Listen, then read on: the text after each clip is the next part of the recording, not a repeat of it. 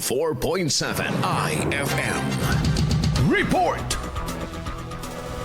Nagpapatuloy ang konstruksyon ng Veterans Plaza sa Pangasinan Capitol Grounds, Lingayen. Ibinahagi ni Governor Ramon Rico III sa kanyang naging mensahe sa paggunita ng 80th Lingayen Golf Landings at 18th Veterans Day na nalalapit na umano ang pagtatapos ng Phase 1 ng naturang proyekto. Makikita sa Veterans Plaza ang monumento na nagbibigay pagkilala sa mga sakripisyo ng mga Pilipinong veterano noong kasagsagan ng World War II. Maliban rito, nagpapatuloy rin ang konstruksyon ng reflective pool. Umaasa ang gobernador na ang naturang proyekto ay magbibigay ng patuloy na pagpapaalala sa mga Pilipino ng mahalagang ambag ng kasaysayan na nangyari sa Lingayen Gulf noong World War II. Reflective pool were created to commemorate both our nation's and our province's rich history and to honor the bravery and strength of our fellow Pangasinenses who fought and achieved victory during World War II. Kasama mo rito sa IFM Dagupan, ito si Idol Juana De Vera, Tatak IFM.